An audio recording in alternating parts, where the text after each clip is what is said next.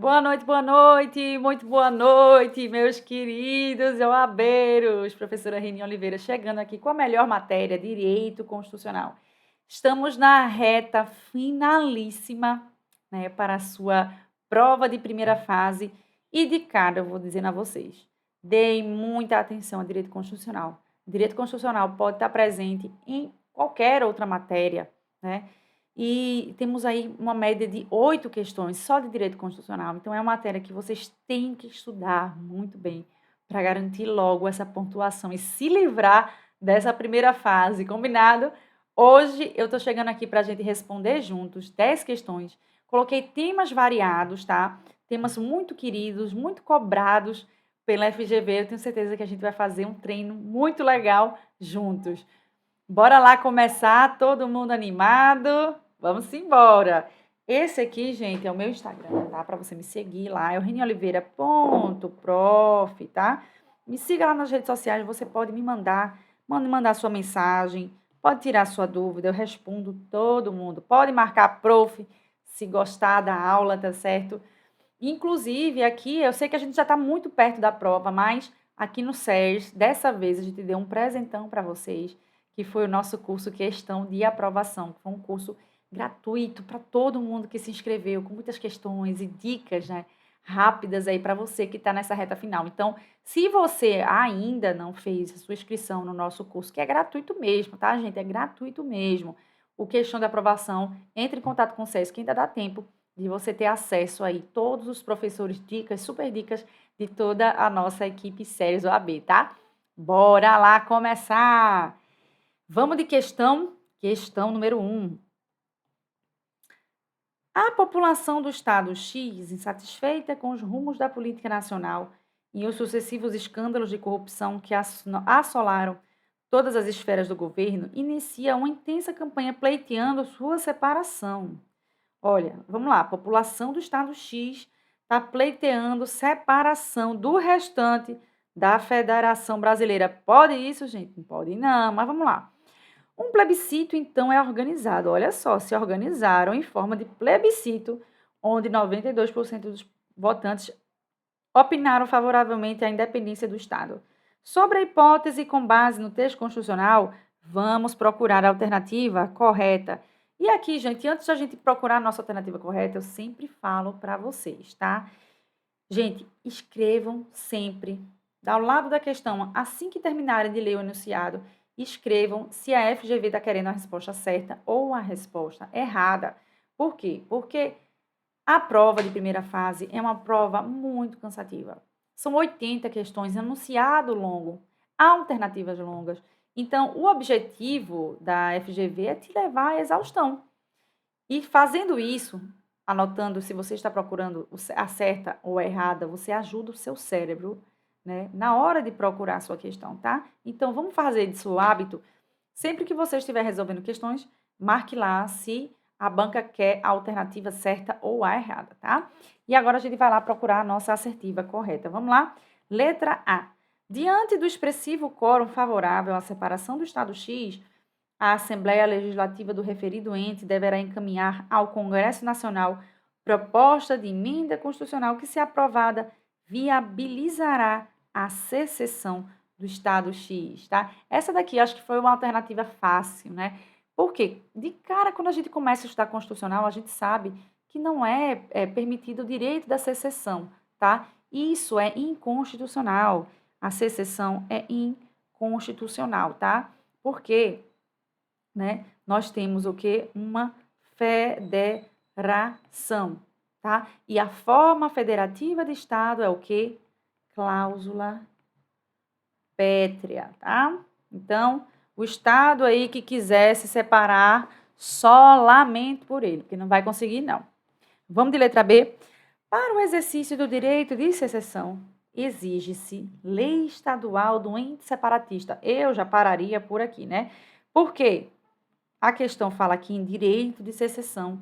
A gente sabe que não existe direito à secessão, né? Que o Brasil é formado por uma união indissolúvel dos seus estados e municípios. Então, não pode não, tá? Show! Bora para a letra C. Diante da autonomia dos entes federativos, admite-se a dissolução do vínculo existente entre eles. Inadmissível, gente. Dissolução. Falou qualquer questão que fale em dissolução do vínculo existente entre os estados federativos, você já pode descartar, tá certo? Letra D. Aqui está o lembrete de. E por fim, nossa letra D, que a gente já sabe que é a alternativa correta, né? Mas vamos ver o que é que fala a nossa letra D. A forma federativa do Estado é uma das cláusulas pétreas que norteiam a ordem constitucional brasileira, o que conduz à conclusão de que se revela inviável o exercício do direito de secessão por parte de qualquer ente federado, o que pode motivar a intervenção federal. Correto, tá, gente? Qualquer movimento separatista, ele pode ensejar o quê? A intervenção federal, tá? Então, um Estado querendo se separar do restante do Brasil, a gente tem aí uma possibilidade de intervenção federal. Professora, onde é que estão esses artigos, professora? Eu vou anotar aqui para você estudar, tá?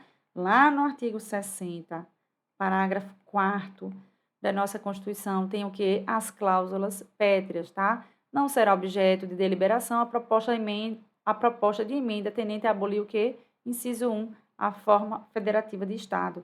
E aqui eu vou separar também para vocês o artigo 34, tá? Que fala o seguinte: a União não intervirá nos estados nem no Distrito Federal, exceto para, inciso 1, manter a integridade nacional. Combinado? Vamos embora, que a gente tem muita coisa para ver ainda hoje. Questão de número 2.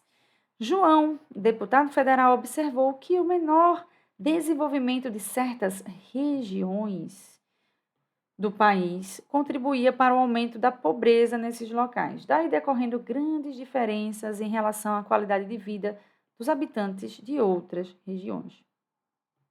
Estamos aqui falando em grandes diferenças em relação, a habitantes de outras regiões.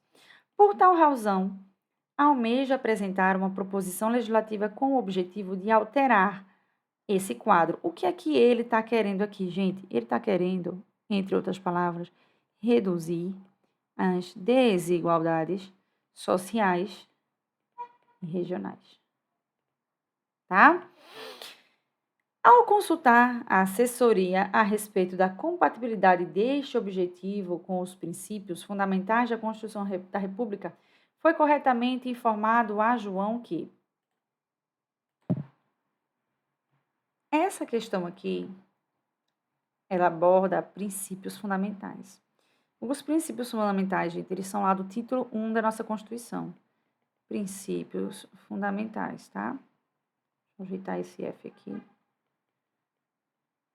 E quando a gente fala em princípios fundamentais, a gente tem que lembrar que eles são lá do artigo 1º ao artigo 4º da nossa Constituição, tá? No artigo 1º, a gente vai ter o quê? Os fundamentos. No artigo 2º, a gente vai ter o quê? A separação dos poderes. No artigo 3º, nós vamos ter os objetivos fundamentais da República Federativa do Brasil. E, por fim, no 4º, a gente vai ter o quê? Os princípios que regem o Brasil nas suas relações internacionais. Então, todos esses aqui, gente, todos esses 4 artigos, eles são considerados o quê? Princípios fundamentais. Então, a gente tem que ver o que a nossa questão vai falar, de qual desses 4 artigos. Vamos ler a letra A. As desigualdades sociais que devem ser afastadas a partir do fortalecimento unitário e uniforme da federação, o que impede que João realize os seus objetivos. Veja só, vamos lá.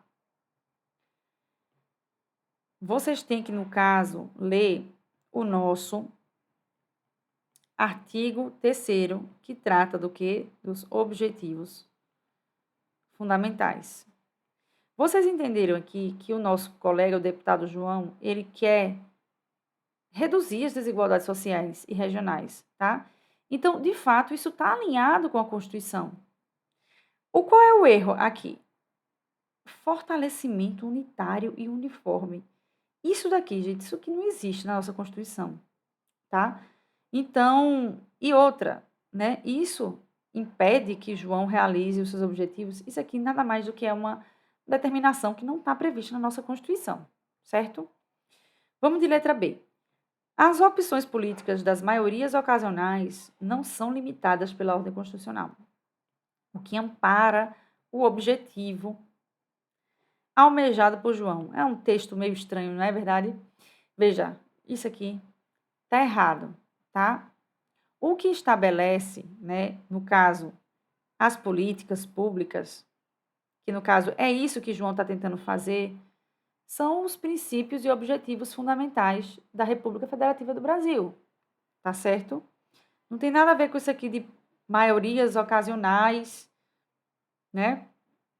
Isso aí não fez muito sentido, não, esse texto. Letra C. As iniciativas legislativas devem ser direcionadas ao desenvolvimento nacional, o que afasta a possibilidade alvitrada por João. Essa alternativa até que foi melhorzinha, mas ela está errada. Por quê? Veja só, está falando aqui de desenvolvimento nacional. Quando você pega lá o nosso artigo 3º, inciso 2, vocês vão ver que o desenvolvimento nacional, de fato, é um dos objetivos fundamentais da nossa República Federativa do Brasil, tá? Mas veja, o fato de existir o desenvolvimento nacional não exclui a necessidade de redução das desigualdades fundamentais, das desigualdades regionais, desculpem, porque isso está previsto lá, ó, no artigo 3º, inciso 3, tá certo? Deu para entender? Então, vamos ver logo a alternativa correta, que para a gente aqui é a letra D. O objetivo fundamental de reduzir as desigualdades regionais ampara o objetivo almejado por João, com certeza.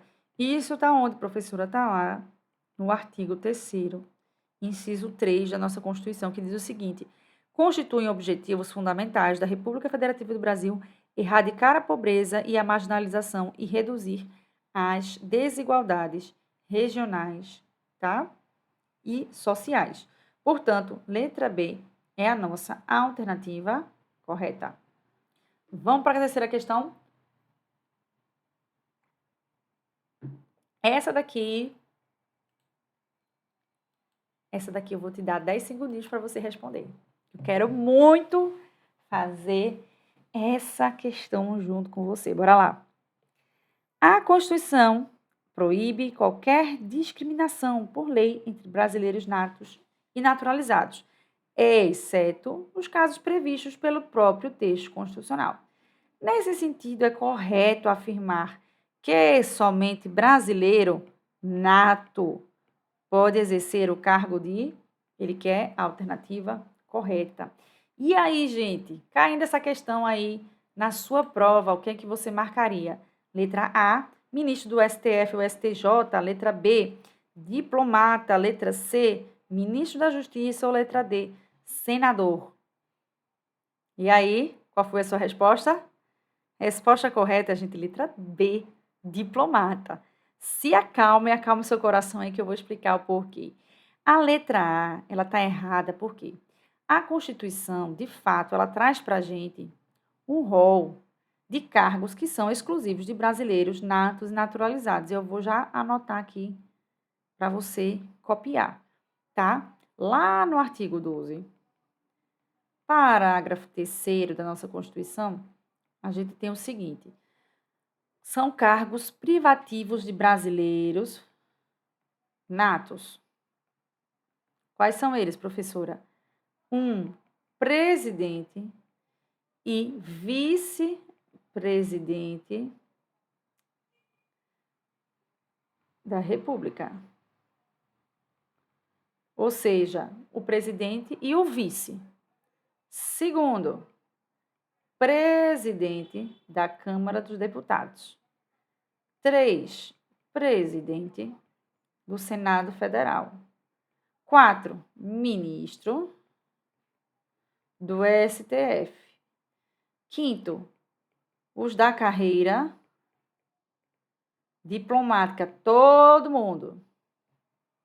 6, oficial das Forças Armadas. E 7, ministro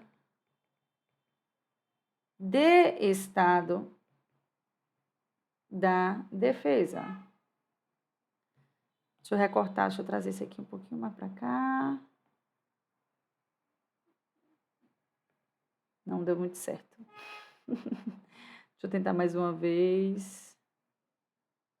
Não deu certo. Enfim, vamos fazer assim mesmo. Deixa eu pegar uma coisinha aqui. Vê só. Bora lá. Ministro do STF ou STJ. Olha só. O que ele fala aqui, ó, é que não pode ser ministro do STF. Muito bem, tá aqui, ó. Ministro do STF. Ele falou alguma coisa do STJ? Não falou. Portanto, essa alternativa aí, né, tá meio certa. Na verdade, está parcialmente correta, portanto, tá insuficiente. Vamos ver a letra B, diplomata. Olha só, tá aqui, ó. Eita, que essa seta ficou linda. Carreira diplomática. Tá aqui, ó. Ministro da Justiça, professora. Ministro da Justiça. Veja, ele fala aqui, ó, de ministro de Estado da Defesa. Ele não fala ministro da Justiça. E letra D, senador. Veja. Aqui, ó, ele fala que a pessoa não pode ser presidente da Câmara dos Deputados, tá? Não fala do cargo de senador, tá? Então, tanto brasileiros natos quanto naturalizados, eles podem ser eleitos senadores, tá certo? Vamos embora? Questão de número 4. Em determinada região do país, foi detectada uma grave instabilidade institucional decorrente de reiterados atos de desobediência de diversos segmentos orgânicos da área da segurança pública. Por tal razão, foram realizados debates no âmbito da Presidência da República em relação à medida mais adequada passível de ser adotada, por meio da qual fosse possível restabelecer prontamente a ordem pública, inclusive com a imposição de restrições aos direitos fundamentais. Conclui-se corretamente que poderia ser decretado. E aí, minha gente, do que é que está falando? Veja, determinada região do país foi detectada grave instabilidade institucional decorrente de reiterados atos de diversos... Isso aí não interessa para a gente, o que interessa é isso aqui, ó. Grave instabilidade institucional, certo? E que, em virtude disso, visando restabelecer a ordem pública, né, pode ser decretado o quê? Aí a gente vai ver. Vamos lá. Letra A. Estado de sítio. Vamos lá. Está errado porque, gente, estado de sítio é uma medida mais severa de restrição aos direitos fundamentais, tá?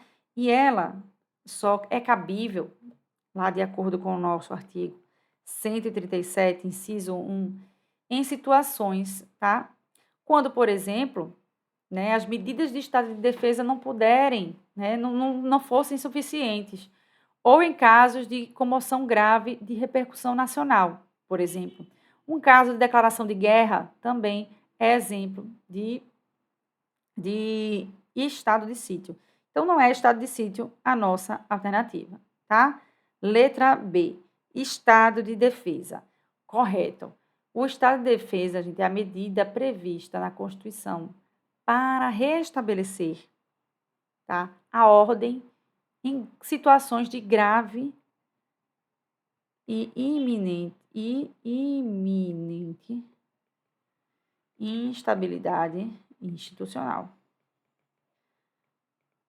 ou também em casos de graves, né? Na verdade, de calamidades. Calamidades graves de grandes proporções, tá? E está onde, professora? Artigo 136, tá? É um tema recorrente, tá? Recorrente em provas da FGV, estado de sítio, estado de defesa, tá? Letra C, intervenção federal. A intervenção federal tá lá no artigo 34, certo? E ela é uma medida que permite que a União, né, faça uma intervenção em estados, né, em situações específicas, tá certo? Bora lá, letra D, letra D. O estado de sítio ou uma intervenção federal.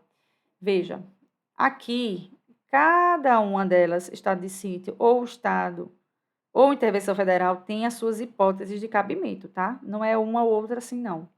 Portanto, o que responde corretamente a nossa questão é a letra B, estado de defesa.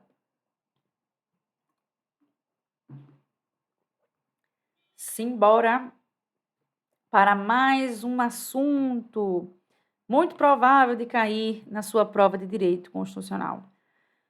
São poderes da União independentes e harmônicos entre si, o legislativo, o executivo e o judiciário. Entre as funções atípicas de cada um dos poderes, é correto afirmar que o poder executivo excepcionalmente pode exercer a função de. Aqui a gente quer a correta.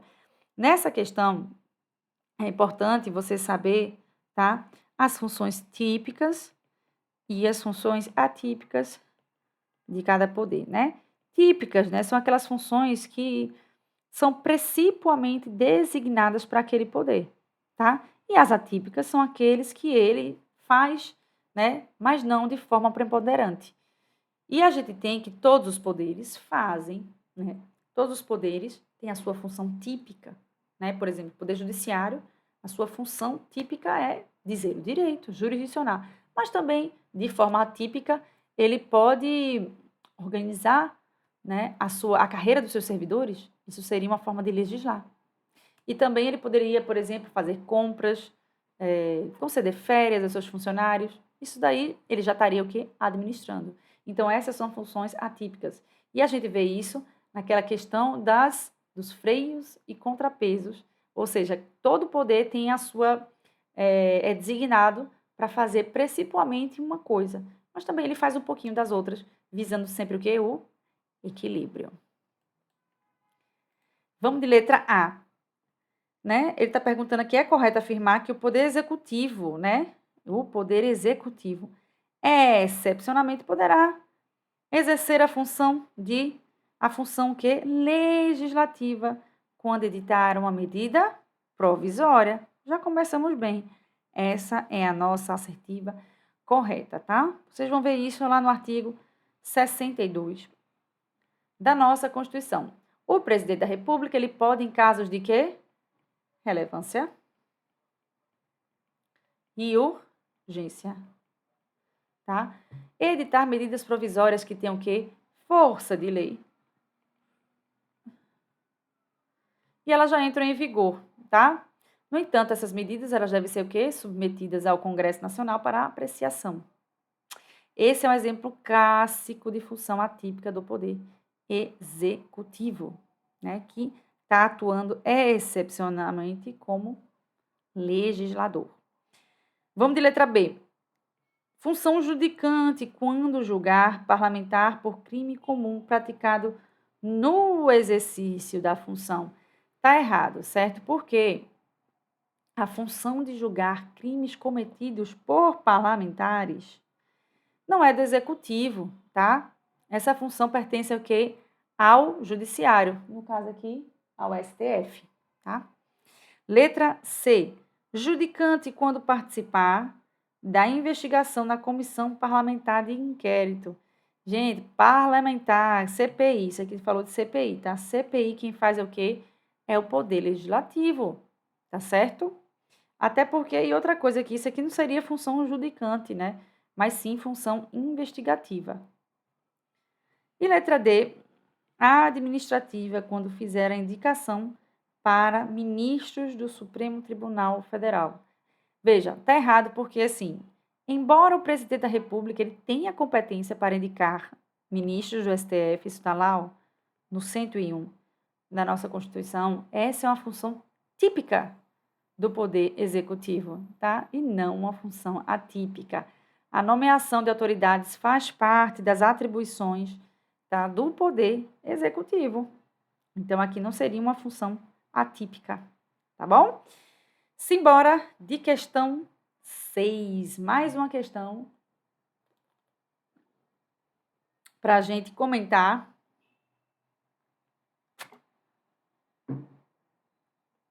Vamos de letra, né? Vamos de questão 6. O Procurador-Geral da Justiça resolve representar perante o Tribunal de Justiça, solicitando intervenção estadual. Intervenção estadual no município Alfa, sob a alegação de que este ente federado tem violado frontalmente diversos princípios de reprodução obrigatória indicados na Constituição Estadual. Com base na hipótese narrada, assinale a alternativa que? Correta. Bora de letra A. A intervenção estadual no município Alfa pode ser decretada de ofício pelo governador do estado, independentemente de representação. Qual é o erro dessa assertiva? Está lá, ó, no artigo 35, inciso 4 da nossa Constituição. A intervenção depende de provimento do TJ, tá? Então, o Tribunal de Justiça, né, em sede de quê? Representação. Ele faz, né, essa solicitação pela intervenção. E o governador, ele não pode agir por conta própria nessa hipótese, tá certo? Vamos de letra B. A intervenção estadual no município Alfa dependerá do provimento do Tribunal de Justiça, requisitando ao governador do estado, que é quem decreta esta referida medida. Perfeita. Alternativa C. Alternativa B, desculpem, com base o que no nosso 35? Artigo 35, inciso 4 da nossa Constituição, que diz o seguinte: o Estado não intervirá nos seus municípios, tá? Exceto quando o Tribunal de Justiça der provimento à representação para assegurar a observância de princípios indicados na Constituição Estadual ou para prover a execução de lei ou de ordem ou de decisão judicial. Isso aqui é o que eu acabei de ler, é o inciso 4 do artigo 35, certo? Vamos de letra C. A intervenção estadual não é possível, pois, devido à sua natureza excepcional, o rol previsto na Constituição da República não contempla a violação de princípios. Aqui ele contempla, sim, a violação de princípios. Foi esse texto que eu acabei de ler, ó, que está lá no inciso 4, tá? É causa legítima de intervenção nos estados. Desculpa, do estado nos municípios. Letra D.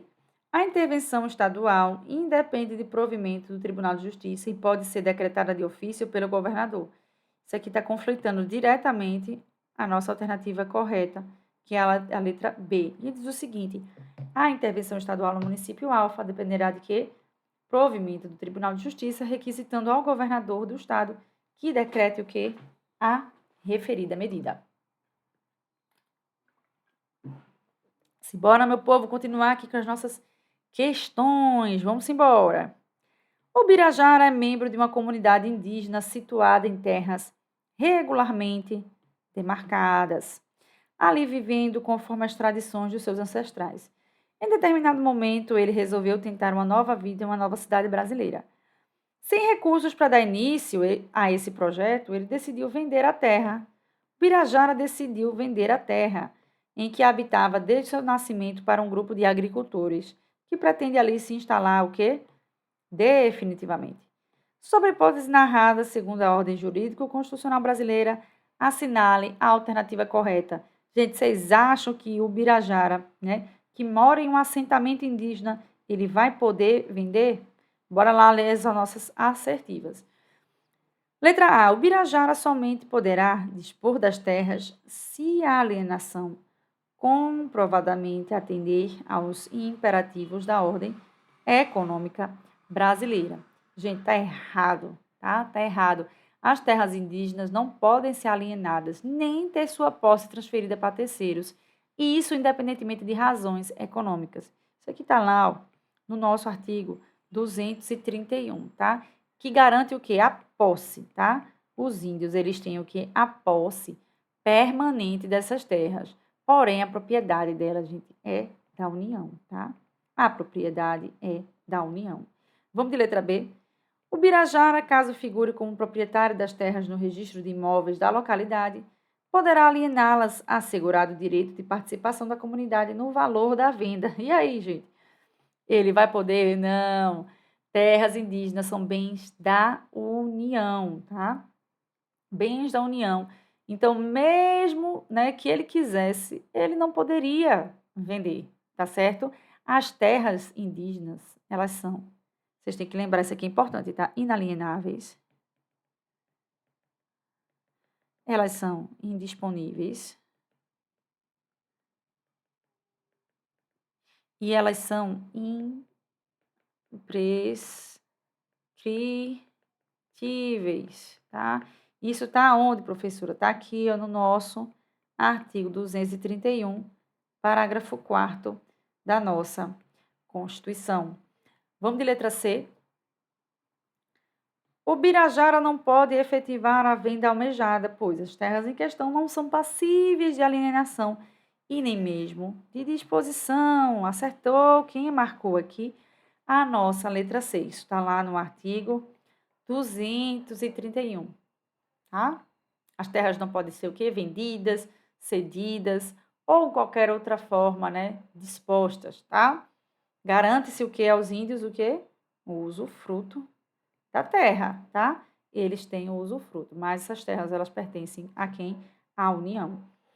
Letra D. O Birajara somente poderia alienar as terras após a devida autorização por parte da comunidade indígena, que é a proprietária das terras. Aqui a gente sabe que, embora as comunidades indígenas tenham o direito de usufruto, né, elas não são proprietárias no seu sentido jurídico. Bora de questão 8. Essa eu quero ver você fazendo junto comigo. Em uma cidade situada no município Gama, José Silva sofreu grave acidente ao ser atropelado por um caminhão. Com lesões pelo corpo, ele foi conduzido ao hospital municipal, situado na cidade, e ao passar pelo setor de identificação, alegou não possuir consigo qualquer documento. Na dúvida sobre se José poderia ter acesso aos serviços de saúde do SUS, a direção do hospital consultou a Procuradoria do município sobre o caso apresentado, em consonância com o sistema jurídico constitucional brasileiro, assinale a alternativa que apresenta o quê? A resposta correta. Letra A. Para fazer jus aos serviços de saúde ofertados pelo SUS, José deve comprovar a condição de contribuinte do sistema previdenciário brasileiro. Aqui, gente, eu vou abrir um parênteses, tá? Para comentar com vocês. O SUS, ele é de acesso universal. E isso está lá no nosso artigo 196 da nossa Constituição. Então, qualquer pessoa que venha a precisar de atendimento do SUS, seja ele nacional, seja pessoa brasileiro naturalizado, um estrangeiro, até mesmo um turista, né, que é aquele estrangeiro que não tem residência fixa aqui e que venha, por acaso, precisar dos atendimentos do SUS, ele terá, sim, direito a esse atendimento, independente de ser contribuinte, independentemente de ser brasileiro, tá certo? Independente de trabalhar. E, então, o acesso, ele é universal e isso facilita muito, né, para que a gente acerte as nossas questões. Bora de letra B. Para fazer jus aos serviços de saúde ofertados pelo SUS, José deve formalmente comprovar a condição de trabalhador, tá? Aqui está errado, né? Com base no nosso artigo 196 da Constituição, o acesso ao SUS é universal, é incondicional. Qualquer pessoa pode utilizar esse serviço, né? Qualquer pessoa que venha a necessitar da saúde, porque a saúde é o direito de todos e dever do Estado, devendo ser oferecida de forma gratuita a qualquer cidadão que dele precisar. Letra C. Os serviços de saúde ofertados pelo SUS somente são disponibilizados para os brasileiros natos ou os naturalizados. Errado, tá? O SUS não faz distinção de nacionalidade para acesso aos serviços. E, por fim, temos a nossa alternativa correta, letra D. O atendimento pelo SUS deve ser realizado independentemente de José possuir nacionalidade brasileira, ser trabalhador ou contribuir para a Previdência Social, né? Isso está lá, artigo 196, a saúde é o direito de todos e dever do Estado. Simbora, reta finalíssima. Artigo, professora, questão número 9. Deixa eu ver uma aguinha aqui que a garganta hoje está reclamando. Preocupado com a qualidade da educação básica ofertada pela rede de ensino municipal do município Teta, o prefeito da cidade pretende apresentar projeto de lei à Câmara Municipal, no qual uma série de melhorias está prevista. No entanto, ciente da ausência de recursos orçamentários e financeiros para efetivar o que está previsto no projeto, o prefeito levantou a hipótese de que criar uma taxa de serviço que seria paga por aqueles que viessem a se utilizar dos serviços municipais de educação básica, ensino fundamental e médio, em seus estabelecimentos oficiais. A gente está falando aqui, viu, gente, de uma rede de ensino municipal, não esqueçam disso. Antes de enviar o projeto de lei, o prefeito consultou sua assessoria sobre a conformidade constitucional do projeto, sendo-lhe corretamente informado que a cobrança de taxa, então ele está querendo aqui a alternativa correta, veja, ele está querendo criar uma taxa de serviço que fosse paga por quem utilizasse esses serviços municipais de educação básica, tá? No município. E aí, gente, ele pode fazer isso? Bora lá. Letra A. Caracterizaria efetiva violação à ordem constitucional, posto ser o acesso gratuito à educação básica um direito subjetivo de todos. Perfeita. Achamos aqui a nossa assertiva A. Isso está onde, professora? Está lá, dos artigos 205 a 208 da nossa Constituição, tá? O acesso à educação, gente, ele é um direito subjetivo, tá? É um direito individual e exigível ao poder público, tá? A cobrança de qualquer taxa ou contraprestação para o acesso ao serviço de educação municipal, estadual, por exemplo, isso aí viola o princípio da gratuidade da educação pública previsto na nossa Constituição. Letra B. Poderia ser exigida contanto que o valor cobrado como contraprestação pelo serviço de educação não afrontasse o princípio da proporcionalidade. Minha gente, a proporcionalidade aqui nesse caso, né, cadê proporcionalidade? Isso aqui não é um argumento válido para a gente, tá certo? Porque a gratuidade, ela não admite exceções, tá? Letra C. Apenas poderia ser exigida daqueles que não conseguissem comprovar, nos termos legalmente estabelecidos, a hipossuficiência econômica. Por que está errado, professora? O pessoal vai cobrar daqueles que não podiam pagar. Veja, exatamente, tá? A cobrança de taxa, gente, para a educação pública. A gente está falando aqui de educação pública, tá? Não é educação particular, não. Cobrança de taxa para a educação pública, mesmo, né, para pessoas assim que não são hipossuficientes, isso daí confronta a questão da gratuidade do ensino, tá? Vejam lá no artigo 208, inciso 1, na nossa Constituição. O ensino fundamental obrigatório é gratuito e direito público que é incondicionado. Letra D. Poderia ser exigida aos estudantes do ensino médio, mas não dos estudantes do ensino fundamental, aos quais a ordem constitucional assegura a gratuidade. Qual é o erro aqui? Ou veja, embora o ensino fundamental seja obrigatório e gratuito, o artigo 206, inciso 4 da nossa Constituição, ele também assegura a gratuidade do ensino público em estabelecimentos oficiais em todos os níveis da educação básica. Isso inclui o quê, gente? Ensino médio. Inclui o ensino médio, tá? Ou seja, não é constitucional a cobrança de taxa por nenhum nível de educação básica ofertada em escolas públicas, tá certo? Certinho até agora? Espero que sim. Vamos lá para a nossa questão número 10, reta finalíssima do nosso encontro de hoje. Questão de número 10. A Constituição da República dispõe que são reconhecidos aos índios sua organização social, costumes, línguas, crenças e tradições e os direitos originários sobre as terras que tradicionalmente ocupam.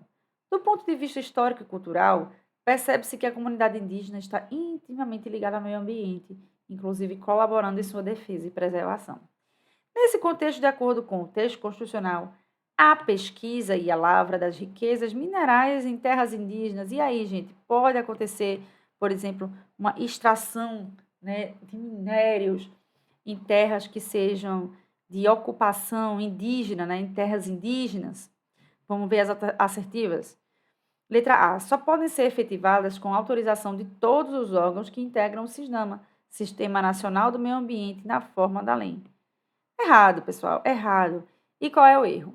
Veja, o licenciamento ambiental, ele é uma etapa de fato necessária, né, e anterior à exploração mineral, por exemplo, né?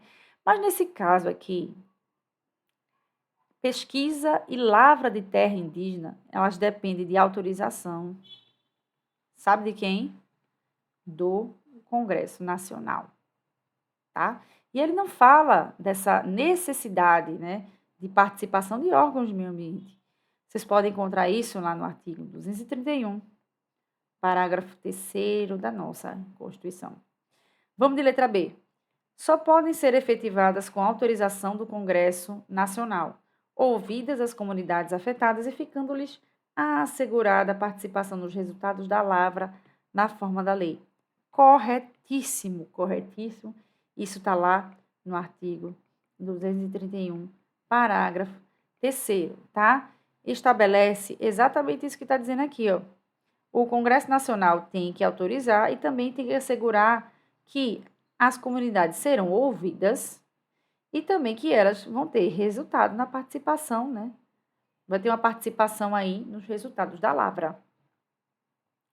Letra C. Não podem ser efetivadas em qualquer hipótese. A gente já viu que pode, na verdade, artigo 231, parágrafo 3º. Eis que são terras inalienáveis e indisponíveis e devem ser exploradas nos limites de atividade de subsistência para os índios. Errado. Letra D. Não podem ser efetivadas em qualquer hipótese diante de expressa vedação constitucional para não descaracterizar a área de relevante interesse social. Gente, veja só, não existe essa, né, embora a gente saiba, né, que as terras indígenas elas são, né, devem ser protegidas, mas a nossa Constituição, no nosso artigo 231, ela permite, né, que seguindo algumas, né, recomendações, como por exemplo, essa autorização do Congresso Nacional, ou seja, exigências, na verdade, exigências constitucionais. Então, essa lavra, exploração, ela pode ser realizada, tá? E aqui, ó, ele está falando que não pode ser efetivada em hipótese nenhuma. Essa vedação não encontra amparo na nossa Constituição. Meus queridos, passo por aqui para desejar a vocês uma prova maravilhosa. Estarei junto com toda a equipe do SERJ na nossa revisão de véspera. Desejo a você uma prova maravilhosa, que essa seja a sua última OAB, tá certo? Fiquem com Deus, bons estudos, acalmem esse coração que vai dar tudo certo. Até a próxima!